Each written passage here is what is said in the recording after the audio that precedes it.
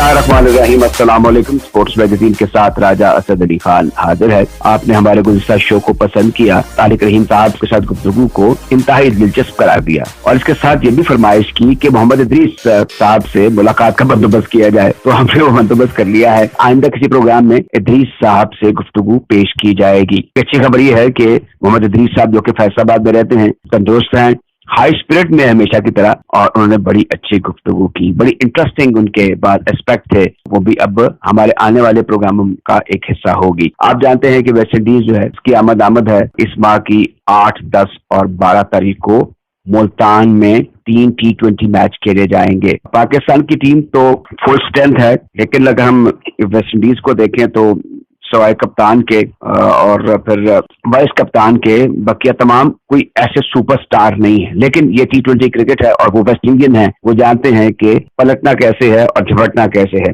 पाकिस्तान की टीम बड़ी ऊपर के दर्जे की टीम है, अच्छा मुकाबला होना चाहिए और मुल्तान में जो शायकीन क्रिकेट हैं उनको अच्छी क्रिकेट मिलनी चाहिए। इस सीरीज के बारे में कुछ जो इंग्लैंड में नई क्यादत जब आई है, रूट ने जो गलतियां की थी वो उन्होंने नहीं दोहराई और हमने देख लिया कि जैसे कहते हैं कमर तोड़ के रख दी न्यूजीलैंड की स्ट्रॉन्ग बैटिंग लाइनअप के एंडरसन ने, फिर उनके साथ ब्रॉड। उन्होंने हमारे साथ अब हमें बल्कि ज्वाइन किया है मुजाहिद एच सैयद साहब ने, जो कि सीनियर तजियाकार है, क्रिकेट हिस्टोरियन है। इनसे बात करते हैं। अब आपके तजिए बड़े दुरुस्त साबित होते हैं।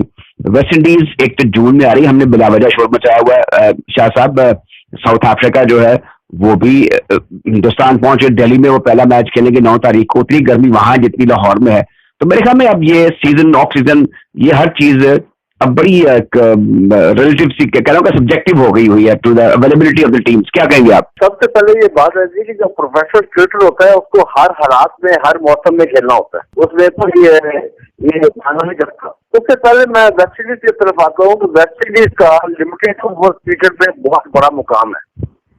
वर्ल्ड कप इब्तदाई वर्ल्ड कप जो हुए थे 1975, 1979 में वेस्ट इंडीज जीते। फिर ये 2020 भी है, वेस्ट इंडीज जीत चुका है डैरेन समी की क़यादत में। और वेस्ट इंडीज टीम जो सी है ये बड़ी खतरनाक टीम है। ये इसमें केविन पैटरसन जो इंग्लैंड का साबका कप्तान था, उसने कहा था कि कोई आप नहीं कह सकते कि ये टीम बेहतर है। टीम बेहतर वो होती है जो उस दिन अपने बेहतरीन स्ट्राइकर का मुजाहरा कर। तो वेस्ट इंडीज एक खतरनाक टीम है, इनको आप लेटरिन ले सकते हैं। आपको याद होगा कि इंग्लैंड वर्ल्ड कप जीत रहा था 2020 में, जब उसने ब्रेथवेट में आखिरी ओवर में 4 छक्के मारे थे स्टोक्स को और हारा हुआ मैच उन्होंने फौरन में तब्दील कर दिया था। और ये अच्छी बात है कि पाकिस्तान क्रिकेट बोर्ड ने वेस्ट इंडीज को लाइटली लिया और अपनी तमाम प्लेयर जो काउंटी क्रिकेट खेल रहे थे, हारिस रऊफ हो गया, रिजवान हो गया, शादाब खान हो गया, शहनशाह अफरीदी हो गया, सबको वापस ला दिया ताकि वो उनके खिलाफ खेलें। और मेरे ख्याल में ये बड़ी अच्छी सीरीज होगी और ये पाकिस्तान को अपने स्ट्रेंथ और वीकनेस का पता चल जाएगा, क्योंकि वेस्ट इंडीज टीम जो सी होती है वो किसी वक्त मैच का पांचा पड़ सकती है। जो उनकी जिस तरह वो अग्रेसिव क्रिकेट खेलते हैं उनकी आप हर चीज एक्सपेक्ट कर सकते हैं उनसे। मुझे सैयद साहब, मैं देखा था कि कटक में मैच हो रहा है, विशाखापट्टनम में मैच हो रहा है। मैंने वो विशाखापट्टनम देखा हुआ एक से ज्यादा मरतबा। कोई ऐसे को तरक्की याफ्ता या वैसे पसमानदा इलाके भी नहीं है। हमने क्यों सिर्फ मुल्तान को भी इग्नोर किया हुआ था, बल्कि फैसलाबाद को किया हुआ था, हैदराबाद को इग्नोर किया। तो हमें चाहिए कि एक तो क्रिकेट अब ज्यादा हो गई है, तो इसमें अब हमें इन शहरों को भी जैसे सरगोदा और साहिवाल समेत नजरअंदाज नहीं करना चाहिए और कुछ सहूलियात पैदा कर लेनी चाहिए वहां पर। अब तो हर जगह गुंजाइश है अच्छे होटल्स की। देखिए, पाकिस्तान को चाहिए, बोर्ड को चाहिए क्रिकेट पूरे पाकिस्तान में फैलाए। मुफस्सिल डाउन है सब सूबे में फैलाए। कोयटा मुझे याद है कि इंडिया पाकिस्तान का वनडे मैच कोयटा में भी हुआ। इनका वेस्ट इंडीज के खिलाफ पिछली सदी में टेस्ट मैच मुल्तान में हुआ था, जिसमें रिचर्ड ने बड़ी शानदार सेंचुरी मारी थी। जी हाँ, ये अच्छी बात है, उन्होंने उधर ले गए हैं, मुल्तान में ले गए हैं, ये वो शायद है। ये तो उनको बाय हुक एंड क्रुक में ले जाना पड़ गया इनएडवर्टेंटली। वैसे तो जो ऑटोमेटिक चॉइस थी वो तो पिंडी था। अच्छा, अब शाह साहब, ये जो क्यादत तब्दील हुई और स्ट्रोक आ गए हैं, आप क्या समझते हैं कि जो एंडरसन को और क्रिस ब्रॉड को ड्रॉप करना फ्रॉम रूट, बस वही जो हम अपनी टीम के बारे में हर वक्त बातें करते रहते हैं कि ये हो गया है, वो हो गया है। इंग्लैंड में इतना शोर नहीं बचा, लेकिन उन्होंने रिप्लेस कर दिया कप्तान को और उसके नतीजा हमने पहले टेस्ट मैच में देख लिया। कल देखा आपने किस तरीके से फिर रन थ्रू कर रहे थे, 3 आउट शुरू में जब किए उन्होंने एंडरसन लगता था कि वो 30-40 के अंदर पूरी टीम को आउट कर देंगे। देखिए जी, एक सेइंग है क्रिकेट में कि there is no substitute for skill and old is gold. ये बहुत गलत हरकत की थी रूट ने, इन दोनों जो इनकी जो इंग्लैंड की क्रिकेट हिस्ट्री में किसी बॉलर ने इतनी विकेट ली जितनी एंडरसन अब्रॉड ने ली है। इसलिए ये बुरी तरह वेस्ट इंडीज में हारने का वजह ये थी कि इनको ब्लो ड्रॉप किया था। अब देखे ना, इंग्लैंड जो किया है उनकी पूरी क्यादत बदल गई है। उन्होंने ये एग्जेक्टिव बनाया है बॉबकी को, जो आपको याद होगा कि ये असल में कमेंट्री करता रहा है, और एक न्यूजीलैंडर को नकलन को लाया है कोच। अब उनकी सारी अप्रोच और सोच बदल गई है, और बेन स्टोक्स के आने से बड़ा फर्क पड़ेगा इंग्लैंड की कैडेट को। बेन स्टोक्स का जो फिलॉसफी है वो कहता है attack is the best form of defence. शुरू से आप डिफेंसिव हो जाए, इसका मतलब है कि आप सही तौर पे आधा मैच हार चुके। अच्छा, अब इसमें थोड़ा सा एम्फेसाइज और कर लें, अभी जो हमने बात की थी कि जो जून में क्रिकेट हो रही है। शाह साहब, आपने भी क्रिकेट खेली है, मैं तो लाहौर की तरफ से भी क्रिकेट खेल चुका हूँ, मुझे ये पता है, इतना तजुर्बा मेरा है कि जब once you are out in June और जुलाई, फिर ये नहीं होता बाहर कितनी गर्मी है, और प्लेयर्स यंग होते हैं, ये प्रोफेशनल क्रिकेटर, ये गर्मी या सर्दी मेरे ख्याल में इतनी मैटर नहीं करनी चाहिए ना, इसको बार बार डिस्कस करना चाहिए कि गर्मी होगी तो वहां पे ये होगा या वो होगा। मैं क्रिकेटर्स के लिए ऑस्ट्रेलिया में बड़े गर्म मौसम में भी क्रिकेट हमने देखी है, वहां पे कवर भी किया हुआ, तो बार ये चीजें अब मेरे ख्याल में वक्त के साथ साथ इधर उधर हो जाएंगी कि क्या ये जो एक विकेट कीपर साथ शामिल कर लिए गए हैं हारिस, इनको मौका मिल पाएगा, नहीं मिल पाएगा? ये राजा साहब, आपकी बात सही होती है अगर ये बात बायलैटरल टूर्नामेंट होता। ये बायलैटरल टूर्नामेंट नहीं है, ये वर्ल्ड रेटिंग में इसका शुमार होना है। वर्ल्ड चैंपियनशिप जो होती है ना वनडे, उसमें ये शुमार होना है, इसलिए आप चांस ही ले सकते हैं। और दूसरी बात यह है कि आप जून में हमने बात की है, ये वजह यह है कि पाकिस्तान का इस साल बड़ा बिजी शेड्यूल है। कोई विंडो नहीं थी पाकिस्तान के पास। न्यूजीलैंड के साथ आपने खेलना है, न्यूजीलैंड के साथ खेलना है, इंग्लैंड के साथ खेलना है, तो आपके पास यही विंडो मिली थी आपको। तो ये जाया करने से बेहतर है कि आदमी गर्मी में खेले। आप क्या प्रेडिक्ट कर रहे हैं? मैं पाकिस्तान को फेवरेट करता हूँ कि एक तो है कि होम ग्राउंड है उनका, और दूसरा ये शदीद गर्मी है जिसका पाकिस्तान वेस्ट इंडीज टीम को प्रॉब्लम होगा। हाँ, ये बात है कि वो एक बहुत प्लेजेंट माहौल से आ रहे हैं वेस्ट इंडीज में। तो उनको वहाँ वेस्ट इंडीज में मौसम ट्रॉपिकल होता है, सारा साल एक ही रहता है, बारिश ऐसा इतनी शदीद गर्मी नहीं पड़ती। मुल्तान की थोड़ी सी हवा देख लेंगे तो फिर वो एक्लेमेटाइज भी अपने आप को शासक कर लेंगे। मतलब ये एक रैंक टीम है Pakistan, player to player strength हमारी उनसे बेहतर है। पुरान और शिया होप के अलावा उनके पास कोई नामी ग्रामीण क्रिकेटर नहीं है। प्लेयर काफी चले गए हैं, वो पोलर्ड चला गया, गेल चला गया, डीजे ब्रावो चला गया, काफी स्टारवर्स चले गए हैं जी हाँ, और कुछ प्लेयर्स को रेस्ट भी कराया, एक दो को रेस्ट भी कराया उनको। बहुत बहुत शुक्रिया मुजाहिद सैयद साहब, आपने कीमती वक्त में से कुछ वक्त हमारे लिए निकाला। नौजर आपकी रास्ता और मुझे मदद किया, बड़ी नौजर। बहुत बहुत शुक्रिया। ये थे मुजाहिद सैयद। और अब हम क्रिकेट की जनरली बात करेंगे जनाब चौधरी जावेद इलाही साहब से। जावेद इलाही साहब क्रिकेट के माने हुए तजियाकार, टीवी पर, रेडियो पर, अखबारात में इनके बयानात भी आते रहते हैं, और इन्होंने क्रिकेट के तमाम वर्ल्ड कप जब तक हुए हैं उनके फाइनल देखे हैं मैदान में जाकर। आइए इनसे मौजूदा जो क्रिकेट की सूरत हाल है इस पर बात करते हैं। आपने तो मुल्क भर में और मुल्क से बाहर सारे इंटरनेशनल वेन्यूज देखे हुए हैं। मौसम का और क्रिकेट का बड़ा चूड़ी दामन का साथ होता है। ये जो मौसम गर्मा में वेस्ट इंडीज की टीम यहाँ पर आएगी, मैं खुद से समझता हूँ इसमें कोई परेशानी क्रिकेटर्स को नहीं होनी चाहिए, लेकिन शायकीन क्रिकेट के पॉइंट ऑफ व्यू से जो अब किया जा रहा है, तो आप इस सिलसिले में क्या राय रखते हैं? मेरा ख्याल है कि ऑफ सीजन, ये आपको भी पता है कि कभी भी 7-8 साल हो गए हमें भी देखते हुए क्रिकेट, कभी भी यानी समर में कोई तस्वर नहीं करता था सब कॉन्टिनेंट में का मतलब क्रिकेट का। लेकिन इसमें ये क्या है कि पाकिस्तान में जो स्टारवेशन हुई है ना टीम ना आने से, तो इस वैक्यूम में ना आप कोई भी डेट, कोई भी इस तरह का इवेंट जो है एक्सेप्ट कर लेते हैं। अब इसका फायदा ये हुआ है, चांस हुआ है कि मुल्तान में हो रहा है, क्राउड आएगा काफी मुल्तान में, जितनी गर्मी के बावजूद आएगा, और वहाँ पे कोई इंटरनेशनल इवेंट हुआ नहीं काफी अर्से से। और हमारे पाकिस्तान का सबसे बेहतरीन स्टेडियम भी वही है। और अगर अपना व्यू पॉइंट ऑफ व्यू से इससे देखें कि वो viewing point of view phone नहीं कर सकता कि वो अपना इसको ऑफर में ले जाए कि विंटर में चले जाए। आप वेन्यू चेंज कर दें, छोटे वेन्यूज पे चले जाएं, आपका रेवेन्यू ज्यादा आएगा। अच्छा चौधरी साहब, ये वेस्ट इंडीज एक तगड़ी टीम है, मजबूत टीम है, ये जो फुल स्ट्रेंथ टीम खिलाई है, आपका इस बारे में क्या ख्याल है कि कुछ नए लड़कों को मौका देना चाहिए था, या फिर वो जो कहते हैं go for the kill with the maximum strength? नहीं, मेरा ख्याल है वो किल जो है ना, वो स्टेज में मतलब पंच जारी रखना चाहिए, वो दम नहीं रिलीज कर देना चाहिए कि वेस्ट इंडीज भी आपको पता है कि एकदम आउट ऑफ ब्लू आपको बिल्कुल हैरान कर देती है बात। स्ट्रेंथ जो है ना उसको यूज करना चाहिए, बीच में एक आध टीम करते रहे, ज्यादा नहीं है। ऐसे भी सिस्टम आपके बोर्ड का सिस्टम ही है, इतना बुरा नहीं है, ठीक हैंडल हो रहा है एट प्रेजेंट। इसमें देखिए मेरा अपनी राय है कि इसको आप पॉलिटिक्स से लिंक नहीं करना चाहिए, खुदा के लिए इसको अलग करें।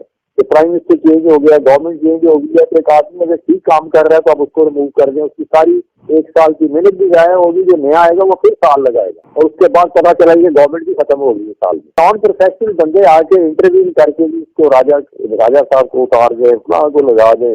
गेम में जो अच्छी अर्निंग हो रही है गुजारे लायक, इसको उसकी कॉन्टिन्यूटी को ब्रेक ना करें। रमीज राजा या वो ये नहीं है कि वो किसी पार्टी से आए हुए हैं, कोई भी होता उनकी जगह भी, लेकिन मैंने जो नोट किया है कि इतनी बुरी हैंडलिंग नहीं कर रहे बोल की, तो ठीक जा रहा है आपका, सही है। इसको कॉन्टिन्यू रहना चाहिए, इसको पॉलिटिक्स से डीलिंक करना चाहिए फौरन। जो नॉन प्रोफेशनल बंदे हैं वो उसके स्टेटमेंट शुरू कर देते हैं प्रेस कॉन्फ्रेंसेज, तो छोड़ देना चाहिए, फलां होना चाहिए। इसमें भी अगर आप इस तरह करेंगे तो एक आदमी तो चीज रहेगी हमारे पास। हॉकी में देख लिया आपने क्या असर करवाया हमने जाके देखिए ये गेम है, इसमें ज्यादा खिलवाड़ या ज्यादा रिस्क लेना जो है ना, मैं नहीं समझता कि वाइस।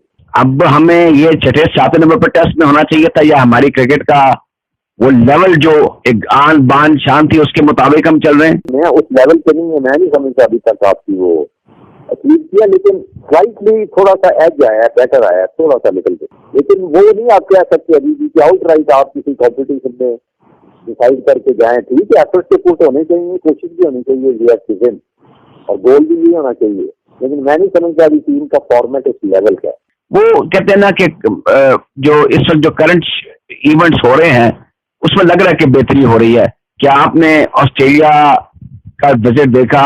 आप समझते हैं कि ये बड़े शानदार इख्तिताम से ये हमकरार हुआ है ऑस्ट्रेलिया का टूर जो है? बड़ा अच्छा हुआ है ऑस्ट्रेलिया ने, तो देखे ना आपने दिखाई है, स्ट्रेंथ दिखाई है कि कहाँ से उठते वो। अभी उनकी टीम आना उस लेवल की अभी तक नहीं बनी जो आज से 4 साल पहले थी, लेकिन फिर भी देखे उन्होंने अच्छी खासी आपको टास्क टाइम किया है। और फिर नंबर 2 आप ये भी याद रखें कि आपने जहाँ जाकर ऑस्ट्रेलिया में खेलना है और इंग्लैंड में वो भी है, पाकिस्तान तो बहुत बड़ा एक अभी चेक पॉइंट अभी आया नहीं सामने। वर्ल्ड लेवल के कंपटीशन का ना प्रेशर कुछ और होता है राजा साहब। एक आपका ट्राई एंगुलर सीरीज या आपके 2 टीमें 3 मिलकर खेल रही हैं, उसका प्रेशर डिफरेंट हो जाता है। लेकिन इंटरनेशनल लेवल पे जब आप वर्ल्ड कप लेवल पे जाते हैं ना, तो आपकी काफी मेंटल स्ट्रेंथ और आपका फॉर्मेट और आपकी सेफ्टी, आपका बोर्ड का, कोच का, आपका फिजिकल फिटनेस, ये सारी चीजें बहुत ज्यादा काउंट है। अभी ब्लैक स्पॉट्स है हमारे। जावेद इलाही साहब, अब आप समझते हैं कि कराची और लाहौर से क्रिकेटर कम आएंगे, और जैसे ये नॉर्दर्न एरियाज हैं या कुछ ऐसे इलाके हैं जहां पर सहूलियात नहीं है, वहां से फास्ट बॉलर भी आएंगे और बैट्समैन भी आएंगे, विकेट कीपर भी आएंगे, स्पिनर भी आएंगे। ये अब वक्त आन पहुंचा है। मैं तो समझता हूँ कि एक बड़ी अच्छी खुशहाली खबर है, शायद आपकी नजरों से भी गुजरी है। 5-7 दिन पहले कलाम में आपने वो उसका अपना ग्राउंड करना फाउंडेशन रख दी है। जन्नत में आप खेलेंगे, अंदाजा लगाएं। दूसरा, आपके जो नॉर्दर्न एरियाज है, छोटे वेन्यूज यकीन करेंगे, वो आप किसी वेदर में भी करा लेंगे ना, you will see the full crowd. इसमें आप 5 स्टार होटल की नियर बाय फैसिलिटीज भी अवेलेबल है। सीधी कोई बात, जफराबाद वहाँ बेहतरीन पीसी होटल बना हुआ है, फॉल कॉन्टिनेंटल जफराबाद। और वो होटल कॉन्टिनेंटल अलग पहाड़ी पे सेपरेट है, इसके नजदीक स्टेडियम बनाए, फिर देखें आप जरा जलवा। ये बड़ा जरूरी हो चुका है कि हम इस तवज्जो दे दें, क्योंकि अगर जनूबी अफ्रीका में हम देखें तो बेनोनी, ईस्ट लंदन, ब्लूमफाउंटेन, ये ऐसी जगह है कोई बड़े कॉस्मोपॉलिटन शहर आएंगी, इसमें घबराना नहीं चाहिए। आपके देखे ना, मैंने बता दिया कि 5 स्टार फैसिलिटीज जहाँ अवेलेबल है नजदीक, they will come, definitely they will enjoy। अच्छा, अब एक और चीज है, हमने देखे ना सियालकोट को हमने इग्नोर कर दिया, गुजरांवाला को हमने इग्नोर कर दिया, हैदराबाद को हमने नजरअंदाज कर दिया, साहिवाल मुद्दतें होगी मैच नहीं हुआ, सरगोदा में मैच, इनकी शहरों की इसमें मैं करेक्ट कर दूं, वो पाकिस्तान की मजबूरी भी थी, इतनी जल्दी इंटरनेशनल टीम में छोटे वेन्यू से जाना नहीं था। मैं आपको बताता हूँ, जब वर्ल्ड कप हुआ तो ब्लूमफाउंटेन में टीम भी वहीं पे ठहरी हुई थी और हम भी वहीं ठहरे हुए थे। वो एक रेस्ट हाउस नुमा होटल था, बड़ा अच्छा, जिसमें स्विमिंग पूल वगैरह भी था। तो क्या यहाँ से अब मोटरवे भी बन गया है? अगर आप वनडे मैच खेलते हैं गुजरांवाला में, तो आपकी 40 मिनट की ड्राइव है। लाहौर वापस आ जाए, ये तो you can do a lot in that. Sheikhupura आए और वापस आ जाए, लेकिन उसमें आप कर दे ना, ग्रेडिंग कर दे, जो टॉप की 5-6 टीमें हैं वो तो सिलेक्टिव आएंगी। भावलपुर को हमने देखे जो है, जैसे क्या आपका हुआ, श्रीलंका है, वेस्ट इंडीज है और कम से कम बांग्लादेश है, इनको आप कर सकते हैं अभी एंटरटेनिंग स्मॉलर वेन्यू और न्यू वेन्यू। अच्छा आखिर में आप एक पेश को ही करते हैं, 3 मैच हैं one day, West Indies versus Pakistan, क्या मार्जिन हो सकता है अगर हम पाकिस्तान की जीत के हवाले से बात करें? तो 2-1 का ही चलना इधर साइड।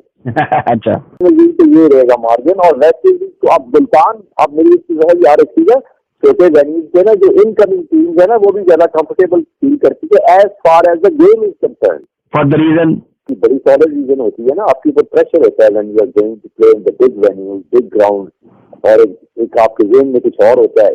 यहाँ पे आप थोड़ा सा आइसोलेशन में आ जाते हैं।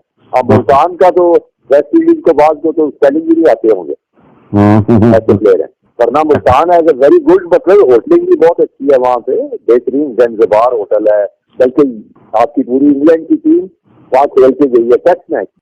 और डेरिक प्रिंगल भी वहाँ पे छड़े शाम आके बैठ जाते थे और काफी मतलब वहाँ पे अपना माशाल्लाह बड़ा उन्होंने एंजॉय किया। पाकिस्तान के सारे उन्होंने कुजीन वहाँ पे एंजॉय किए हैं बड़े।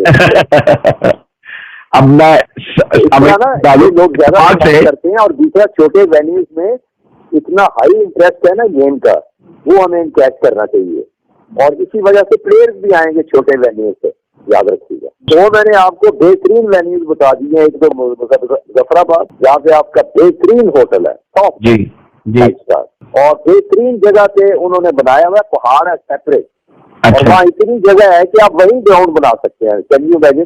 तो राजा साहब आई रिक्वेस्ट यू शुड मतलब इसको चलाएं आगे, ये अपना मुजफ्फराबाद। और ये बात चौधरी साहब तयशुदा है कि अब क्रिकेट बोर्ड को और उसमें हुकूमत को भी हलाशरी देनी होगी कि हमें उन वेन्यूज को एक्सप्लोर करना होगा जो कि पाकिस्तान की ऐसा करना चाहिए। बीइंग आप तो देखे ना, करते भी हैं, लिखते भी हैं, कमेंट्स पे भी आते हैं, और यू शुड पैटर्नाइज देम कि भाई इसको पॉलिटिक्स का लगा होना चाहिए, जो आदमी काम कर रहा है उसको मौका, जो चल रहा है ठीक उसको डिस्टर्ब मत करे। बिल्कुल ठीक जनाब, बड़ी दिलचस्प गुफ्तगू हुई और ये सिलसिला चौधरी साहब आपसे आइंदा भी जारी रहेगा। बहुत बहुत शुक्रिया कि आपने कीमती वक्त में से कुछ। ये थे जनाब चौधरी जावेद इलाही। आप जानते हैं कि 30 मई 2005 पाकिस्तान की क्रिकेट की जो तारीख है इसमें एक अहम दिन है। इस दिन ओवल के हीरो और पाकिस्तान के ऐसे क्रिकेटर जिन्होंने पाकिस्तान को बैनुल-अक़वामी शनाख्त दिलवाई, जनाब फजल महमूद का इंतकाल हुआ था। फजल साहब ने 34 टेस्ट मैच खेले, 24.7 की औसत से 139 विकेटें हासिल की। ये बड़ी शानदार एवरेज है। उस वक्त पाकिस्तान कम टेस्ट क्रिकेट खेला करता था। फजल साहब ने पाकिस्तान को बैनुल-अक़वामी क्रिकेट में मुतारिफ करवाया, उन्होंने पाकिस्तान को भी मुतारिफ करवाया। कौन है जिसको ओवल में इनकी 12 विकेटें याद नहीं होंगी, वो कंट्रीब्यूशन याद नहीं होगी। और इसी तरीके से लखनऊ में उन्होंने जिस तरीके से इंडिया को रन थ्रू किया था, और हर टीम के खिलाफ, बड़ी टीम के खिलाफ जितना भी उनका महदूद टेन्योर था, उन्होंने 12 आउट किए। इन जैसा कोई हो नहीं सकता। फजल साहब को हम याद कर रहे हैं और उनके करीबी दोस्त नजम लतीफ साहब हमारे साथ मौजूद हैं। जनाब अस्सलाम वालेकुम। वालेकुम अस्सलाम। राजा असद साहब, आपका बेहद मशहूर हूँ कि जिस तरह फजल महमूद साहब को हॉल ऑफ फेम में ले जाने के लिए आपने जद्दोजहद की, और उसी तरह आज आपने एक दफा फिर उनकी याद ताज़ा कर दी है, उन्हें उनकी 17वीं बरसी पे याद करते हुए। बहुत बहुत शुक्रिया। मैं समझता हूँ ये हर पाकिस्तानी का फर्ज है, हम भी एक पाकिस्तानी हैं। मैं फजल साहब को मिल चुका हूँ, एक से ज्यादा मरतबा उनके घर जा चुका हूँ, मुझसे बड़ी इज्जत करते थे, शफकत से पेश आते थे। आप ये फरमाइए, आप तो बहुत करीब रहे और आपने उनकी बेइंतहा इज्जत भी की, आप उनसे बेतकल्लुफ भी थे।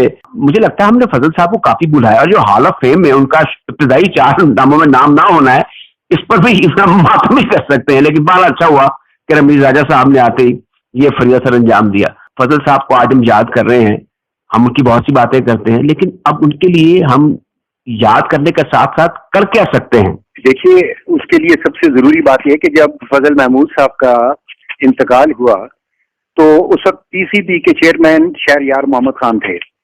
इन्होंने एक मेमोरियल कमेटी तश्कील दी जिसे इम्तियाज अहमद साहब हेड कर रहे थे, और उसके मेंबर्स में जुल्फकार अहमद और इफ्तिखार बुखारी साहब थे। उसके बाद इन्होंने मुझे उसमें कोऑप्ट कर लिया और मुझे कहा कि आप एक पेपर तैयार करें जिसमें ये बताइए कि फजल साहब के लिए हम क्या कर सकते हैं, जो उनके बारे में उनकी यादगारी जो चीजें हैं वो उनके हवाले से हम क्रिएट करें। तो मैंने उनसे ये कहा कि एक तो आपको जिस तरह वजीर अली लीग होती है, इस बेसिस के ऊपर आपको फजल महमूद, वो चूंकि अब वजीर अली लीग नहीं है तो आप हॉट समर लीग जो है वो फजल महमूद साहब के नाम से कर दें। और उसी हवाले से मैंने ये सजेशन दिया कि उनके लिए उनके हवाले से एक यादगारी टिकट डाक का जो है ये आना चाहिए, क्योंकि तमाम महज़ब कौमों में आप देखें, खासतौर पे वेस्ट इंडीज को, कि वो अपने तमाम हीरोज के उन्होंने डाक के टिकट जो है वो उनको जारी किया। जो सबसे पहला क्रिकेट के हवाले से डाक का टिकट निकला वो पाकिस्तान ने ही निकाला 1962 में, और इनके टिकट के ऊपर एक क्रिकेट के बैट की तस्वीर थी। लेकिन क्रिकेट के ऊपर जो सबसे पहली शख्सियत जिसे नमूदार किया गया वो गैरी सोबर से, और ये वेस्ट इंडीज का ये कमाल था। और उसके बाद फिर WG ग्रेस को लेके आए। तो मेरा मतलब है कि इन लोगों ने अपने हीरोज को हमेशा किसी न किसी हवाले से उनको जिंदा रखा। हमारा ये फर्ज था कि फजल महमूद साहब का हम यादगारी टिकट जरूर जारी करते, लेकिन आज तक हम ये काम करने से नाकाम रहे। आपकी जद्दोजहद से, हिम्मत से फजल साहब हॉल ऑफ फेम में तो आ गए। अब मैं ये चाहता हूँ कि इसमें भी कोशिश की जाए कि उनका एक यादगारी टिकट निकले। बहुत जरूरी है। अच्छा, ये बड़े लोगों को उनको हम उनके लिए क्या कर सकते हैं? असल में ये हम अपनी ही इज्जत कर रहे होते हैं कि हमारे यहाँ पर ऐसे हीरो और ऐसे बड़े लोग पैदा हुए, हम उस कौम से ताल्लुक रखते हैं, हमारा क्रिकेट का ये पस मंजर है। ना सिर्फ जैसे भी आपने फरमाया, बल्कि मैं समझूं हनीफ साहब का यादगारी टिकट होना चाहिए, इम्तियाज साहब का होना चाहिए, उस दौर के जो ग्रेट क्रिकेटर्स थे, और फिर और नाम लेते चले जाए, खान मोहम्मद क्यों नहीं, नजम मोहम्मद क्यों नहीं, ये बड़ी कंट्रीब्यूशन है उस दौर के लोगों की। और इस तरह बहुत से नाम है जो कि जिंदा जावीद है। क्या ऐसी बात आपको फजल साहब की याद आ रही है, जब आप याद करते हो तो आपको बड़ा कलक महसूस होता हो कि अगर आज वो होते तो मैं उनसे ये पूछता या ये दरियाफ्त करता, जो कि तारीख के हवाले से है और तारीख के वाकयात के हवाले से है, क्रिकेट की सरगर्मियों के हवाले से? कभी आप सोचते हैं ये? बिल्कुल, बल्कि मेरा तो सबसे यादगारी जो लम्हा है फजल साहब के साथ वो है कि जब उन्होंने आखिरी बॉल किया बागे जना की क्रिकेट ग्राउंड में, तो उस बॉल को मैंने खेला और इम्तियाज साहब ने उस वक्त विकेट कीपिंग कर रहे थे वो। तो जब फजल महमूद साहब ने मुझे पहला बॉल किया तो आप हैरान होंगे कि उस वक्त भी उनका जो बॉल था उसमें वो बज की आवाज आती थी। तो हवा के अंदर जब बॉल आया तो उसके अंदर फर की आवाज आई, वो ससराहट होती है। हाँ जी, तो यानी उनका आप जो कमाल देखें कि उनकी उंगलियों, बड़ा अच्छा इसको आवाज के तासुर से ना एक सौती तासुर पैदा किया आपने जी। तो अच्छा, वो पहला बॉल उन्होंने मुझे किया तो वो बॉल मैं मिस कर दिया। तो इम्तियाज साहब मुझे पीछे खड़े हुए कहने लगे, अंधे हो गए हो यार, ये गेंद नजर नहीं आया, बिल्कुल सामने आ रहा था। मैंने कहा मैं गेंद को नहीं देख रहा था, मैं फजल महमूद साहब को देख रहा था। वाह है जी। तो कहने लगे कि क्या मतलब? मैंने कहा सर, इतना हसीन आदमी आज भी देखें उनका एक्शन किस तरह उन्होंने बॉल किया। तो बहरहाल फिर दूसरा तीसरा उन्होंने 3 बॉल किए, फिर वो मैंने खेले। तो मेरा ये एजाज है कि मैंने फजल महमूद साहब के आखिरी गेम जो है वो मैंने खेला। जैसा कि जब उन्होंने क्रिकेट की इब्तिदा की तो फर्स्ट क्लास क्रिकेट में उनकी जो पहली विकेट थी वो लाला अमरनाथ की थी। अच्छा। और फिर जब वो टेस्ट क्रिकेट में आए तो टेस्ट क्रिकेट में भी पहली विकेट जो थी वो उनकी लाला अमरनाथ ही की थी। लाला अमरनाथ का ताल्लुक लाहौर से, और आप भी लाहौर के और फजल साहब भी लाहौर के, आप भी अपने आप को उस फहरिस्त पर समझ लें जो तारीख साज हैं। सर, ये तो इन बड़े लोगों का मैं कहूँगा बड़ापन था कि जिनकी बदौलत मुझे भी उनके साथ कुछ वक्त गुजारने का शर्फ हासिल हुआ। मुझे महसूस होता है कि हम हैसियत कौम में बड़ी नाकदरी की है लोगों की, और तारीख को भी मस्त किया है। जैसे आज ही हम बात कर रहे थे कि हमें वो बता दे कि गवर्नमेंट कॉलेज और इस्लामिया कॉलेज का जब मैच शिफ्ट हुआ था बहावलपुर, बवजह यहाँ पर जो क्राउड में क्लैश हो जाता था, स्टैम्पीड टाइप चीज हो जाती थी, तो इसके बारे में अब ये सारे काम नजम लतीफ साहब नहीं कर सकते, या कुछ और लोग 2-4 जो हैं उनके ज़हनों में भी नहीं होते। तो ये तो दर्जा बदर्जा लोगों को, मुख्तलिफ लोगों को ये काम करनी चाहिए। उसकी इनकी स्कोरिंग शीट से आप नहीं है, मैं ख्याल PCB के पास वसाइल है, उनको ये काम कर लेने चाहिए। लाहौर देखिए, ये आपका बड़ा जबरदस्त ये आपकी सोच है क्योंकि आपकी जो क्रिकेट की नर्सरी है ना, उसे हम हमेशा कहते हैं कि मिंटो पार्क थी, प्री पार्टीशन डेज में भी और बाद में भी। लेकिन इसके साथ साथ आपकी दो और बड़ी ग्रेट नर्सरी थी, वो यही थी, गवर्नमेंट कॉलेज और इस्लामिया कॉलेज। इन्होंने आपकी शुरू की जितनी भी पौध निकली वहां से, उन्होंने दुनिया में नाम पैदा किया क्रिकेट के हवाले से पाकिस्तान का। तो इसकी हिस्ट्री जो है, इसे महफूज जरूर होना चाहिए। वो है मियां असलम, वो लोहा बयान करते रहते हैं, वहां की हालत हो चुकी है मिंटो पार्क की भी। अब उसकी भी तारीख है, वहां पर बहुत से ऐसे बैचेस हुए होंगे जिनकी तारीख ही मुरतब नहीं हुई या किसी को शौक ही नहीं है। हम तो हिस्ट्री हमारी बड़ी कमजोर है, इस पर तवज्जो देनी चाहिए। ये नहीं कि हम उस तारीख को, पिछली तारीख को लेके आगे बढ़ते चले जाएं। ये मॉडर्न ईरा है, लेकिन हमें अपने पास को, जैसे तरक्की याफ्ता ममालिक ने किया है कि अपनी हिस्ट्री को प्रिजर्व किया है, कुछ डाटा एंट्री भी की है। पुराने सेवरल मिलिट्री गैजेट या पाकिस्तान टाइम, इनकलाब, जिम्मेदार या प्रताप, इनमें लाहौर की क्रिकेट की और खेलों की सरगर्मियां छपती रही हैं। किसी को थेसिस दे दें, मेरे ख्याल में पीसीबी यूं करे कि बात करे पंजाब यूनिवर्सिटी से या किसी और गवर्नमेंट कॉलेज से कि आप हमें स्टूडेंट दें, हम उनको रिसोर्सेज देंगे, तो ये हिस्ट्री हमें जरा मुरतब कर दें। बहुत अच्छी बात की आपने। अच्छा, अब ये दुनिया में एक नया ट्रेंड अब ये भी आया है, इंडिया में भी है और इंग्लैंड के अंदर भी है और ऑस्ट्रेलिया में भी है, कि वो जो उनकी इब्तदाई क्रिकेट है, मसलन जैसे ऑस्ट्रेलिया में एबोरिजिनीज जो खेल रहे थे, उन्होंने अब उनकी हिस्ट्री निकालनी शुरू की और उस पर किताब लिखी है। और इसी तरह जो इंडिया है, इंडिया ने भी अपने क्रिकेट ऑफ पारसीज, जो उन्होंने पारसीज ने जो क्रिकेट वहां उसकी इब्तदा की या डार्क बेल रखी, वो उसकी भी उन्होंने इब्तदा कर दी। दी आपने। अच्छा, मैं समझता कि जो एंड्रयू साइमंड है ये भी ओरिजिनल्स में से है, लेकिन ये नहीं, ये तो basically he was born in England और his parents took him to Australia, कुछ ऐसी सूरत हाल थी। अच्छा, अब इसमें सर जो इम्पोर्टेंट चीज है, मुझे बताएं, फजल साहब जो हैं, फजल साहब हिमसेल्फ उनकी लाइफ के बड़े एस्पेक्ट रहे हैं और उनकी चीदा फिल्में भी हैं। उनकी वतन परस्ती की भी हमें दाद देनी पड़ेगी कि वो 47 की टीम में जाने से फोरगो उन्होंने किया। ये कौन करेगा वैसे, मुझे बताएं। अच्छा, एक और चीज है जो उनकी अखलास और ईमानदारी थी। ही रिटायर्ड एज DIG ट्रैफिक और मैं उनके घर गया हूँ, आप तो बहुत ज्यादा जाते होंगे, एक से ज्यादा मरतबा उनके घर गया हूँ।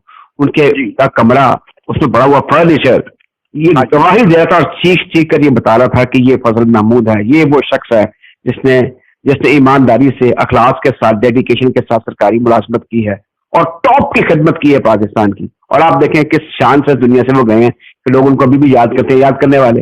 तो बड़ी उनकी लाइफ के एस्पेक्ट है, उनकी सादा दिली, उनकी ईमानदारी, उनका क्रिकेट से प्यार। और फिर वो एक और चीज आप मान जाए, फजल महमूद साहब was not media friendly. Not at all, not at all, he never sought media. ये बिल्कुल दुरुस्त बात है आपकी। लेकिन अभी जो आपने उनके कमरे की बात की ना जी, आपने ये बात करके मेरे रोंगटे खड़े यूं कर दिए कि ये उनकी ईमानदारी का जो मुंह बोलता तो सबूत था ही, लेकिन ये एक दर्स भी था कि अगर आप जिंदगी को उसमें सादगी अपना लें तो एक तो आपके लिए जिंदगी आसान हो जाती है, दूसरी जिंदगी में जो आपकी गैर जरूरी ख्वाहिशात हैं उनकी कोई जगह नहीं रहती। ये बहुत बड़ा सबक था उनका जिंदगी का। और उन्होंने जितनी भी अपनी जिंदगी गुजारी उस लिहाज से उन्होंने देखिए जिंदगी का वेरी बेस्ट देखा उन्होंने, और उसके बावजूद उन्होंने एक दरमियाना रास्ता इख्तियार किया सादगी का। और इसके अलावा ये जो हमेशा आजकल बड़ा जोर है कि खुददारी का, फजल महमूद साहब एक इंतहाई खुददार आदमी। कोई शक नहीं इसमें, ठीक है। अच्छा जी, फजल साहब के बारे में आज हम इतनी बात कर सकते हैं, वो दास्तान तो बड़ी दराज हो सकती है, ये दिलगुदाज भी है। अब इसको टूल कैसे दिया जाए वो वक्त हमारे पास है नहीं। मैं आपका अपनी तरफ से, रेडियो पाकिस्तान की तरफ से शुक्रिया अदा करता हूँ कि आपने एक मतलब फिर हमें वक्त दिया और फजल महमूद साहब को हमारे साथ मिलकर याद किया और अपने जो कीमती ख्यालात हैं वो हमारे सामने तक पहुंचाए। बहुत बहुत शुक्रिया जनाब नजीम साहब।